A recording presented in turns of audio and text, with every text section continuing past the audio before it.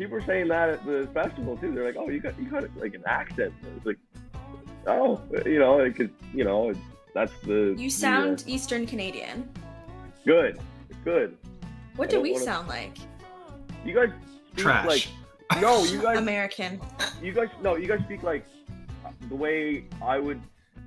The way you think you're speaking? Like proper English, yeah. Like you guys sound like how I think I sound, and then I hear myself like on a recording or something. Like, oh my god, I sound like a friggin' hillbilly or something. Like, On the front porch.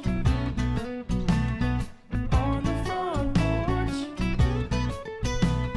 Ooh, we have another good episode for you today. Before we get there, welcome back to another episode of On the Porch with Front Porch Music. Woo! I am your host, Jenna. And I am your other host, Logan. Thank you for joining us yet again. Yeah, so today we're talking to an artist named Riley Taylor. He won the Emerging Artist Showcase at Boots and Hearts last year in 2021. And the Emerging Artist Showcase is huge. It has launched careers like Tim Hicks, James Barker Band, Jade Eagleson, just to name a few. I mean, it's an iconic competition. Absolutely. People come from across the country to hang out at Boots and Hearts, let alone see the Emerging Artist Showcase. Including Riley. He's from the East Coast. Yeah, sure is. And what did he do after he won Boots and Hearts? Went home, and you couldn't find him on the internet. So, we sat down with him and started very much at the beginning. Who are you? How did you end up at Boots and Hearts? And he told us everything. Every last detail, including he didn't even realize what he was signing up for. Absolutely not. He showed up as a one-man band. Everybody else had their full bands with them. He had no clue. And hey, it worked out great for him. He hit the stage, and everyone who was there, who was around me, we just looked at each other and were like, he's gonna win this one. Yeah. So please stick around for this conversation. It's a really good one. On the front porch.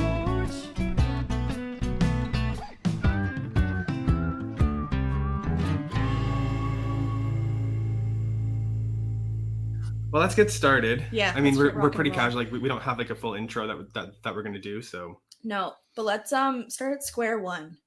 Who are you? oh, it's funny you should ask. Sometimes I ask the same thing.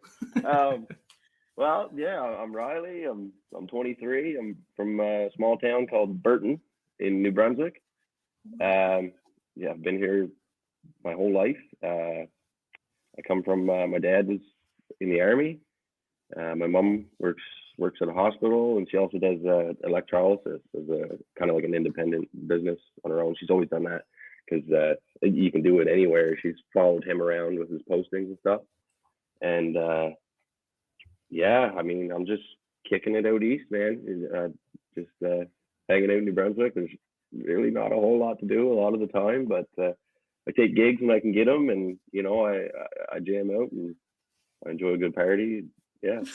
When did you pick up music as a thing?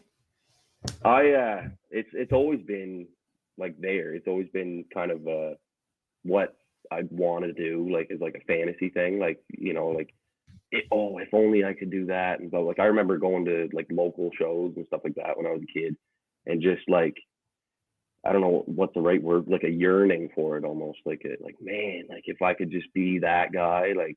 I remember it's called Gagetown Idol here. I'll never forget it. Like Chad Atkinson's the guy's name. I'll never fail to shout him out because like I just remember thinking he was so cool, like just so cool. And all he was doing, he just sang a song up there, and that was it. I'm like, man.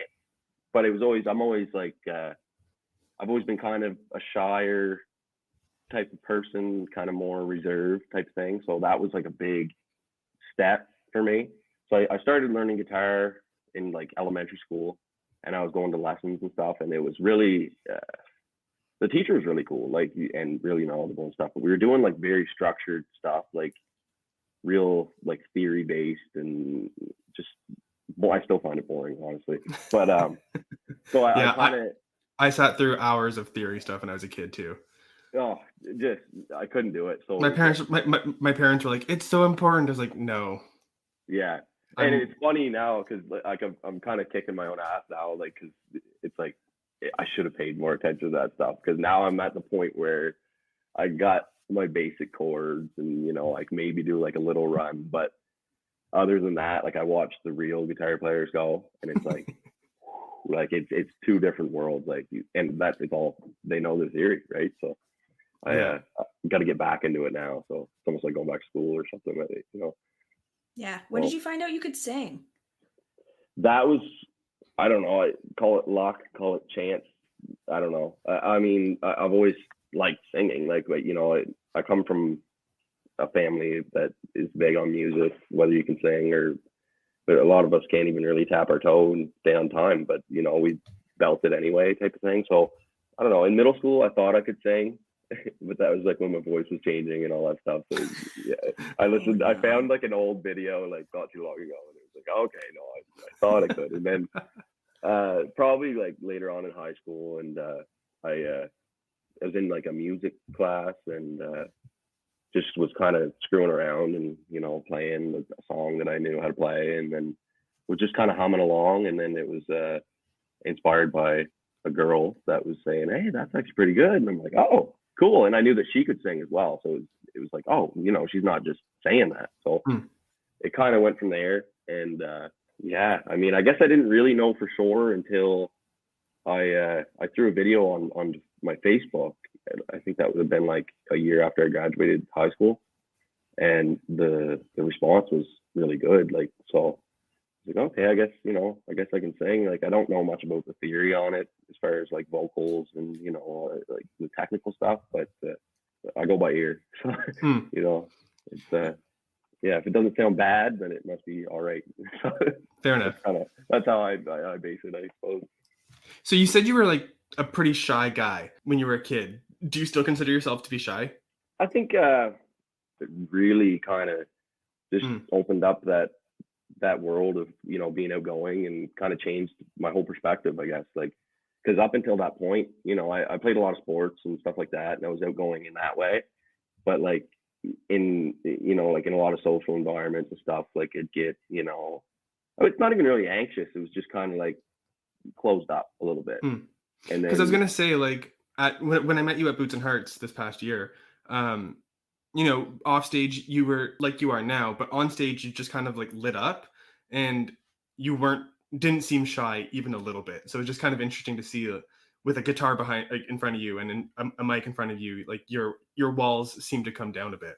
Well, yeah, I guess I'm lucky in the way that I can hide it well, I suppose, because inside, I'm feeling pretty shy and stuff. But I guess it's kind of the benefit of being so reserved and that sort of thing. Like, you don't show a whole lot of emotion, so I guess I can play it off, so it works to my benefit, I suppose. I think we should talk about Boots and Hearts a little bit. We should talk about Boots and Hearts because you blew the crowd out of the water. I wasn't even there, and I heard about it like hundreds of kilometers away. Yeah, like, and for those who don't know, Riley became the Boots and Hearts emerging artist last year, and it was incredible to see you on there. It was a really crazy lineup. There was a lot of talent there. Like all of us who were there who were working were like, this is probably one of the best showcases that they've had. And to be honest with you, no one had heard of you.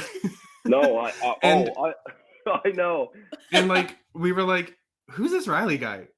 And then we like tried to find you online and couldn't find any songs. And I was so anxious to hear what you had. And when you got on the stage, everybody, like the whole crowd, was just like on your side from the moment you stepped up there. Yeah, I mean, what was that whole experience like?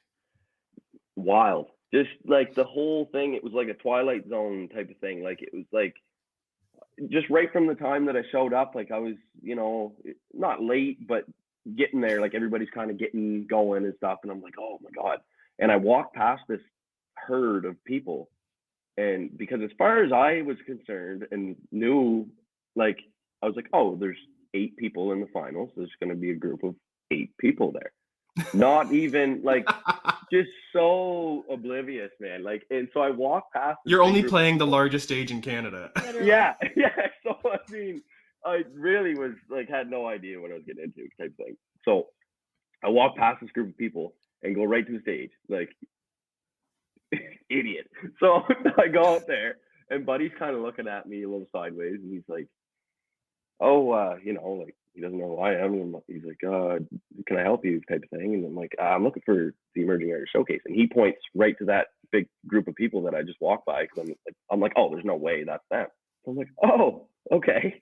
So I go back and then I start talking to people. And then it's like, the first person I'm talking to is Jesse Slack, and he's there with Daryl Scott, and he's got his band there. And then I meet the next guy, and he's there with his manager, and he's like showing me his Spotify playlist, and I'm like, oh, so this is legit. Like, this is wow. I'm in deep water here. And then I'll never forget it. Like the guy that was kind of rallying us around, and he was doing like the stage management part of it for us. He was doing kind of like a inventory for the different bands and like what kind of equipment they might need when they get on the stage or that sort of thing. So he's kind of doing a roll call.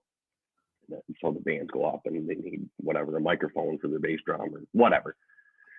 So I come up, it's just me and my guitar, and he's kind of looking past me a little bit. And he goes, oh, the boys aren't here yet, like being in the band. Yeah. And I'm like, nope, we're all here. And he's just like, from that point on, like everybody's kind of looking at me like a train wreck about to happen type of thing. Oh no. And I don't blame them. Because I'm like, oh my, like just I've never felt that like oblivious in my life. Like it was just like, oh my god. Did that motivate you, or did that kind of make you freak out a little bit? From that point on, after that, like it was literally fuck it. Because like it's like, what am I gonna do? Like I'm already 16 hours away from home to come for this audition essentially, and it's like, yeah, like fuck it, I'm here, so whatever. Like it's kind of, I gotta do it. Like I can't back out now type of thing. Had you not heard of this before? Like Boots and Hearts and the Emerging Artist Showcase, like was this brand spanking new when you showed up to Burroughs Creek? Well, in a way, because I'd heard of it before, and like I had buddies that had gone to the festival before and like talked about how crazy it was and all this stuff. But that's like, that to me is like every other weekend is a pretty wild weekend, like in Fredericton where they got a good band playing, right? So I'm thinking like, it's a music festival, and I'd been to Cavendish before, and I'm thinking, okay, it's kind of in the and same that's a big realm. one too.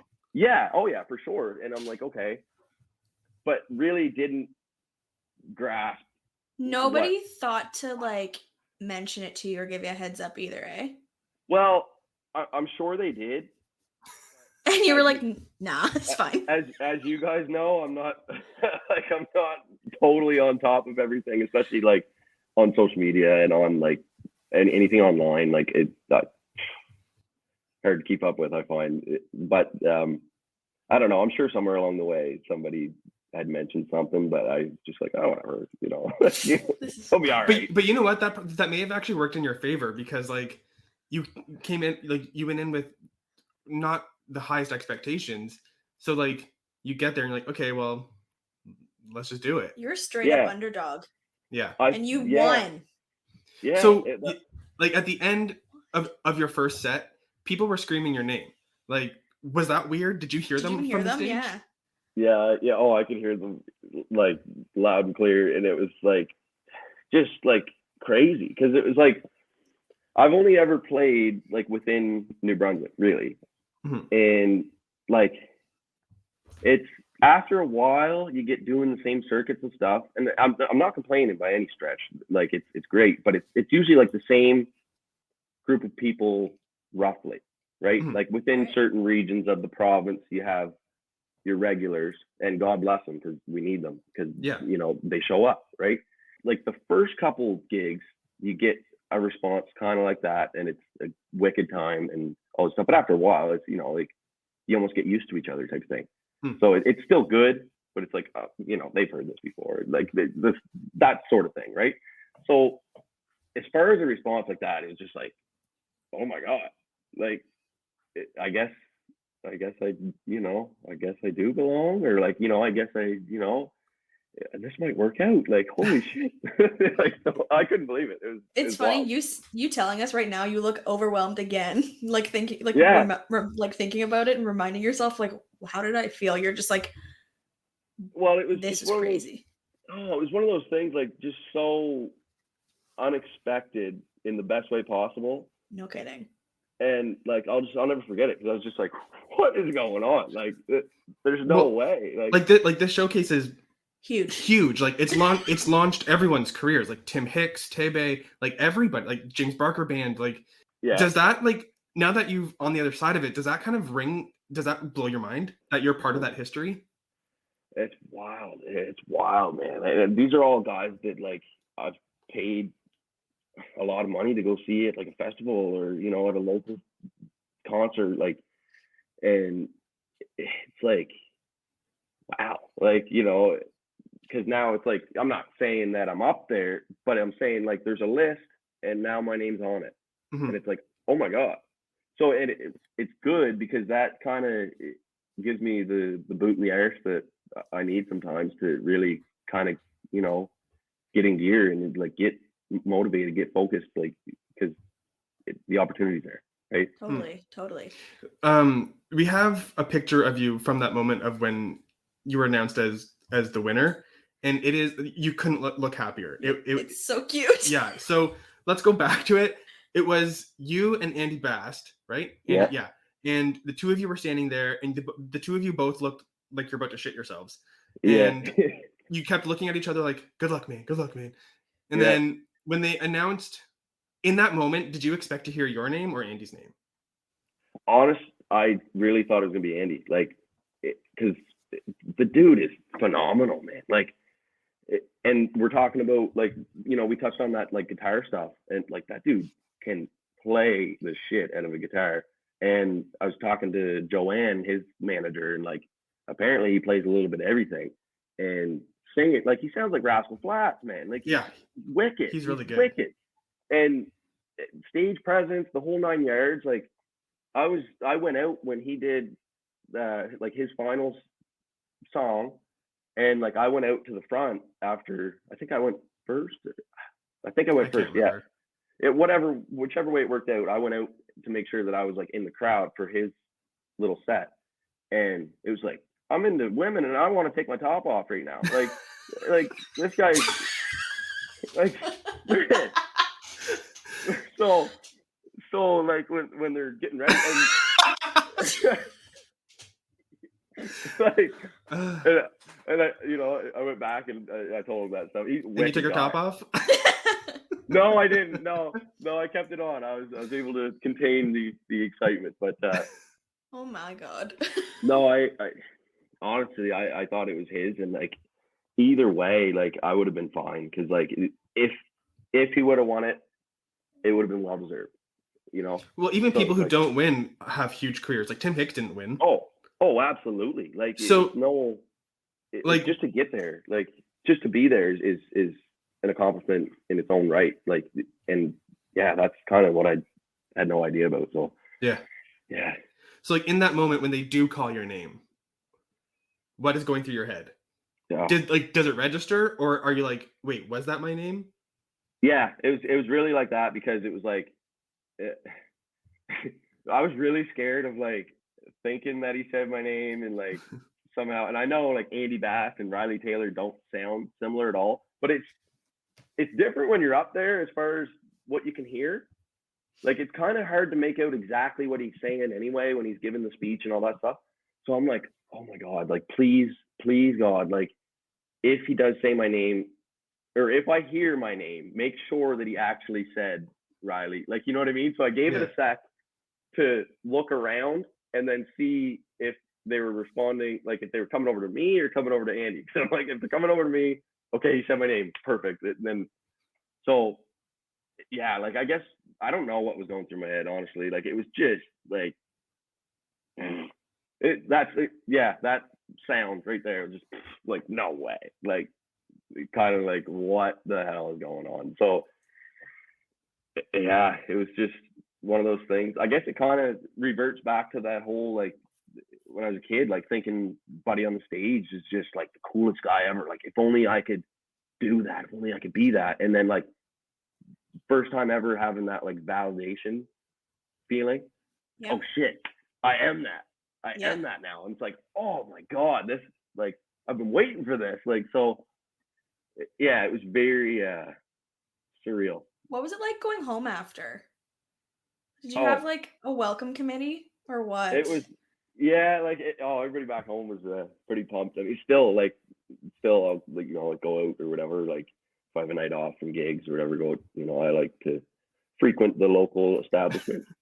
And, you get people coming up like, oh my God, like, you won, you won Boots and Hearts and blah, blah, blah. And I'm like, yeah, it's, it's kind of cool, I guess, but everybody gets going on. It's like, well, like, nothing's really, a lot has changed, but as far as, like, personally, like, well, no, like, dude, we're still just hanging out. Like, here, I'll buy you a beer. Like, so it's kind of cool, but it almost kind of weirds me out a little bit when, people get all squirrely about it. So it's it's definitely nice, but yeah. That's so cool. Well, before we move on, let's take a quick break. Yeah, absolutely. On the front porch.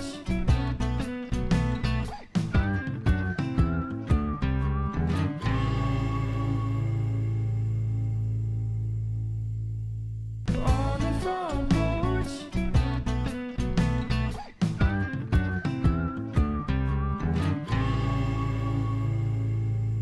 I think we should talk about post Boots and Hearts.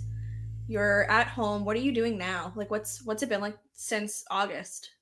Right now, like, well, yeah, since August, I suppose. I mean, I've just really been trying to hone in on writing songs and, like, making music. And I guess the real benefit of the Boots and Hearts is, like, all the connections, and, like, you get, connected with this songwriter, and all this guy's down in Nashville, and, we'll hop on a Zoom with him. And another benefit of modern technology too, but like, it's crazy how many different, people you're getting hooked up with, and like, talented people that have been doing it for a long time. Because in the realm of, like, songwriting, like, I'm as green as they come. Like, it's like, I have songs that I've written, but it's like there's no strategy to it or anything. It's really like, oh, I got a good buzz on and got some inspiration, and, kind of jotted it out. Like, there was no, like, structure to it or anything before that.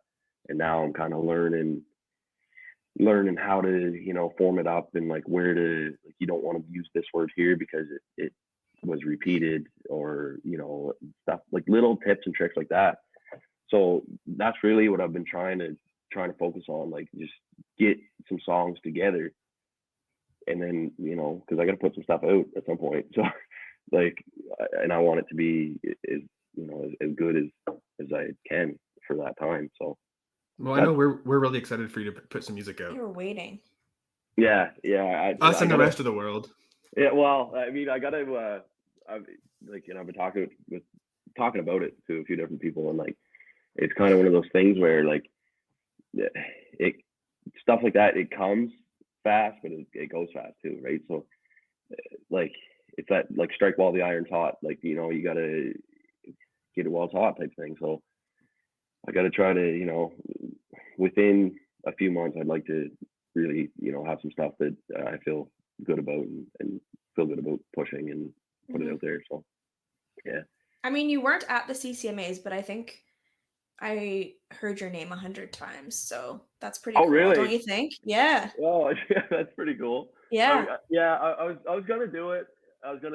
And then, I was talking to, actually, Jesse Slack from the Emerging Artist Showcase. Like, we've been talking back and forth, and the songwriter he works with, Daryl Scott, like, we've kind of become buddies. And they were working on me a little bit, like, oh man, you gotta come out to CCMAs, all this stuff. And I had a gig booked in New Brunswick that I had booked. It sounds silly, but, I had it booked for, a month in advance, and, like, I would feel cheesy, like, oh no, I got to go to an award show that, from my perspective, I have no business being there. It's kind of like, I like to keep it real, and, the way I think of it is like, okay, I can go spend $500, $600 to kiss people's asses all weekend, And it's like I don't mean that in a bad way, but that's the way that's the way I read it, because it's like there's people there that are far more established than I am. It might ever be, So I don't know, well, dude. There's only like 10 people who have won the showcase. Like, yeah. you're pretty far up there, like without really realizing it, I think. Well, and I hope I don't realize it. You know what I That's mean? fair. Like, That's fair. ego's a dangerous thing, man. You see it. You see it with a lot of people. Like, I know. Just look at Jenna. yeah. Why am I being a child? Oh my. No, but I think you're right though. Like, I mean, especially this year, the CCMAs were awesome, but like it was they didn't have, because of COVID, they didn't have all of the events that they usually have. So that's a factor too. Yeah. Yeah, I mean, there were still a whole lot of networking opportunities, but next year, I think in Calgary, you should definitely plan to go. Yeah, I think Jenna's looking at me so mad right now. Well, no, I'm not. I should. Well, I should have touched on that too. Like, the COVID thing has been pissing me off for 2 years. So, like, enough said, really. And it's like, well, there's the other thing too. Like, I go to this event and I can't even shake anybody's hand. So, like, I mean, we still did. Yeah, we did. Oh, yeah, you can get away with it, I'm sure. And I'm the just type, not in pictures. Yeah, exactly. I'm the type too where I almost, like, not to be like, I don't try to be a dick about it, but like I try to see if they're gonna extend the hand back. Especially now. It's like, and that kind of tells me how this conversation may go or may not go. So yeah, I think honestly it might have been a missed opportunity, but I don't dwell on it too much, because like I like stuff to happen organically, like the way, just not by chance, but right time, right place. And I get it, you got to put yourself out there. Yeah so, not by chance, but right time, right place. Yeah. Chance. Yeah. That'd be chance. Yeah. That's pretty cool. It's, you know what, like, it was a good weekend, but it also, like, kudos to you for not being like, fuck this, I got better things I'm gonna go do it on terrible, right? Like, yeah, you got your gig and you booked it, and you weren't gonna be like, sorry, friends, I can't come. Yeah, I think, and that's like I don't know, an integrity thing. I feel like because it doesn't feel like an obligation. It feels like you'd be a dick if you didn't, So it's Totally. It's like, oh, I got to go do this because I said I would. Yeah. But at the same time, it doesn't feel like an obligation because it's a good time. So True. Yeah. So what, like, just kind of switching gears here. Yeah. What's your relationship like with social media? Because like you're not really Present on it, but you're Yeah. also kind of on it, and in this industry, you need to be on it. Yeah. So like, what is your relationship with it? It's I don't know, man. It's a love-hate thing, I suppose. Because I love the response, like, because you can get that immediate feedback, But at the same time, it's so easy to like read too much into stuff on social media and like don't think it's a good thing ultimately, like in a way, because it's beautiful and it's awesome in a lot of ways. But at the same time, it can be so consuming, like, and you're worried about what Joe Blow 78 said on your post from 4 months ago. Don't listen to Joe Blow.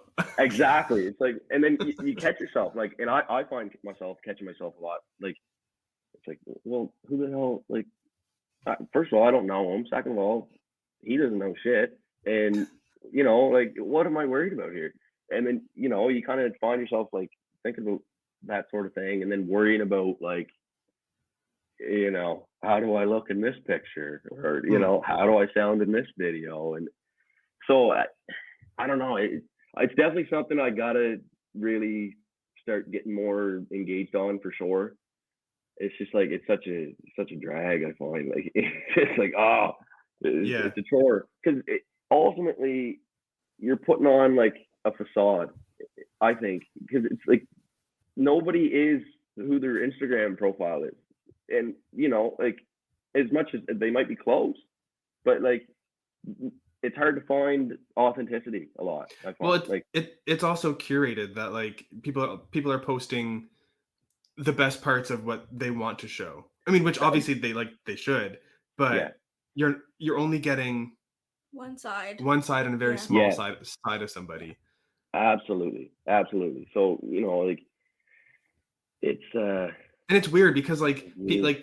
people post things that they want people to see, but then when people do post vulnerable things of how like things that maybe you wouldn't normally see on social media, people are like, ugh, this person. So Yeah. it's like there's no winning. No.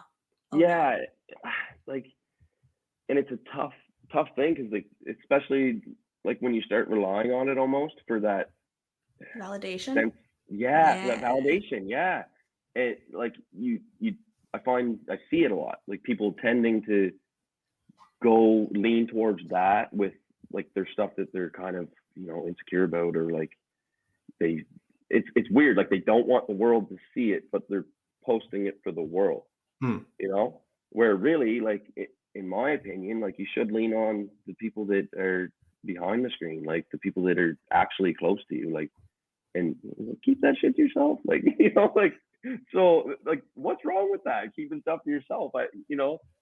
So I have such mixed emotions about that, because like on the other side there is also communities on social media that people connect with that they would never meet in real life, to be able to lean on like that. So it's like, yeah, in like for some people who are feeling really lonely, it can be so great, but yeah, also so bad. Like I don't really know. I mean, I've made a living off of being a social media marketer and digital marketing in general. So like I see so much of social media, which is annoying, but yeah. I have such conflicting thoughts of it, like from a personal standpoint. It's kind of Well, weird because you can all like it's like you can shop what you want on social media. Like shop what you want because you can go find what you're looking for, but you can also like sell yourself in a. It's so strange. You can find what you're looking for on social media as much as you can on Google, which is odd. yeah, and I don't know, like the whole thing with like I see it on Facebook and Instagram too, where like it'll be talking to a buddy or whatever, and then next thing I know, there's an ad that comes up, and I'm not like I'm not a tinfoil hat type conspiracy theorist or anything, but dude, like I'm telling you, man, like I don't like that shit. Like I go on my Instagram and I'm just talking about cat food or something with my buddy, and then there's a Whiskas Temptations ad that I never seen before. Tell me, cat food is the actual conversation. Well, and Whiskas cat food. Yeah, I mean, usually not cat food, but usually not. Sometimes. I need to apologize for that, because I'm the person that puts those ads on there. My bad. No way. Yeah. He's the devil. Oh, that makes me feel better. That makes me feel better a little bit, I mean, I don't say show Riley cat food, but like. You're not looking at me through my camera, right? No. Yeah. No. Okay. Yeah. No. I know it's not quite that bad or whatever, but I don't know. It's just there is a creep factor to it. It weirds me out a little bit, But at the same time, like to me, I'm like, I'm gonna see ads anyways. They may as well be ads that are like useful to me. True. True. And yeah, ultimately, I get it's more of a convenience thing, I would imagine. Like it's really they're just trying to curate whatever is most convenient at the time. I would hope, right? Yeah. Yeah. So I know it's not as creepy as sometimes it seems in my head, but there is that aspect. But and then there's like the beauty side of it too, where like as far as marketing goes, and like for businesses and stuff, or if you're a musician maybe, like I don't know any. Yeah, so it's like definitely beneficial in that way for sure. Like there's no denying that, because how are you going to reach more people than that? Like it's up for grabs for anybody that logs in. So I think moral of the story is you're going to be paying somebody to do your social media at some point. If I had the money, I've been saying that the whole time. If I had the money and the status, absolutely, and fingers crossed someday, Cha-ching. put it into the universe. Someday I will. So it's like I don't know.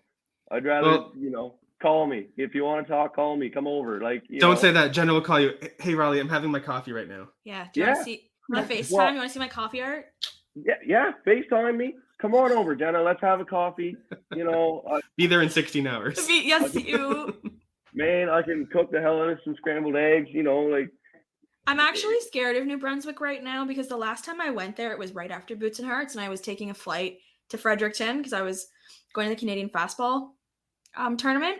Nice. And okay, fun trip. However, This is all brand new information to me. yeah, getting there, I was going as a spectator. I was playing, so I'm going, and my flight is delayed. I'm hungover because Boots and Hearts is where I literally got dropped off from, and then.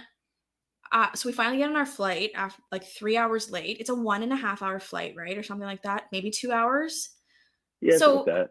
I get on the plane and I'm a sleeper on the plane. Like I immediately like lights out. So I fall asleep and I wake up to an old man holding my hand. And I'm like, what the fuck am I missing? And also this was a short sleep. We landed in Ottawa because one of our engines like all but burst into flames.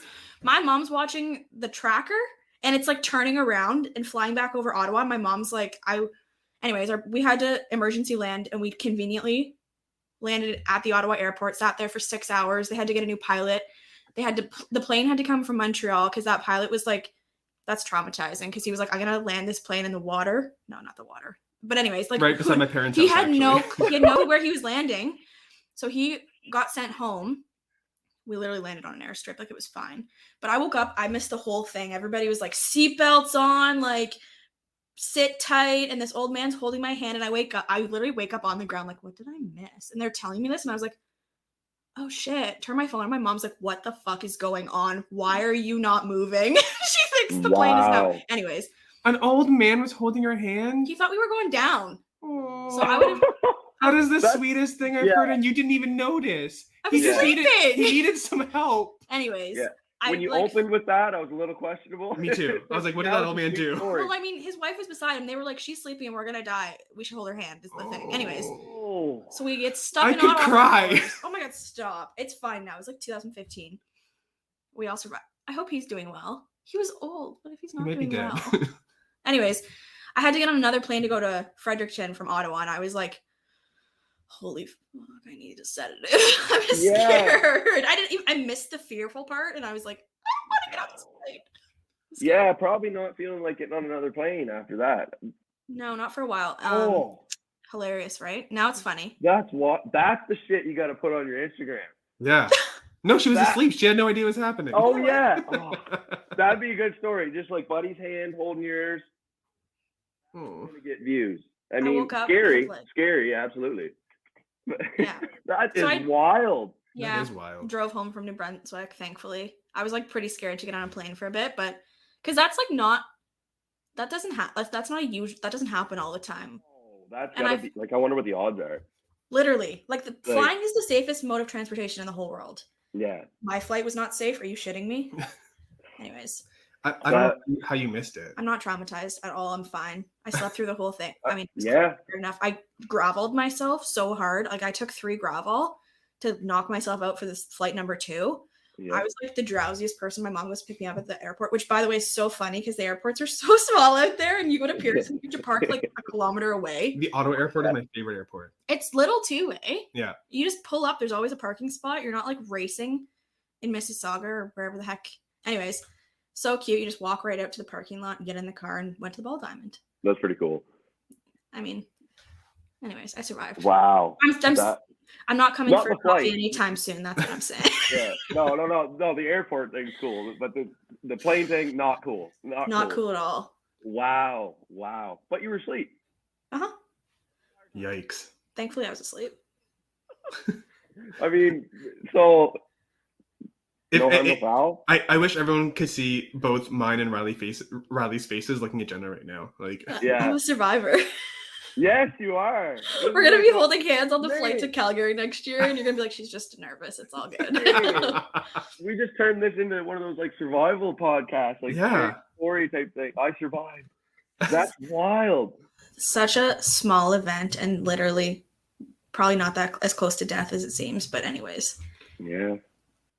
I'm really unsure how to transition from this story now. I know. It like. Sorry, I stole the show. That's Well, I mean, we are coming to the end, so I guess, you know, we're ending on a low note. yeah. Crash landing? Oh, no. Yeah. Right? Someone needs to write a song about that. Yeah. Go for it. because There you actually, go. you know what? I was thinking, like, literally today, I was like, man, Front Porch Music would be an absolute wicked name for an album. Go for it. Pay us to that. Right? So I don't know if there's got to be copyright there or something, but I was like, dude, that like Front Porch Music, that's a country music album for sure, man, for sure. So yeah, no, that was just a I dig it. I dig it. All right. So, Riley, what do you have going on right now? Anything to right promote? now. What's well- coming up soon for you? Coming up soon, man. I'm just really just trying to get some songs together, and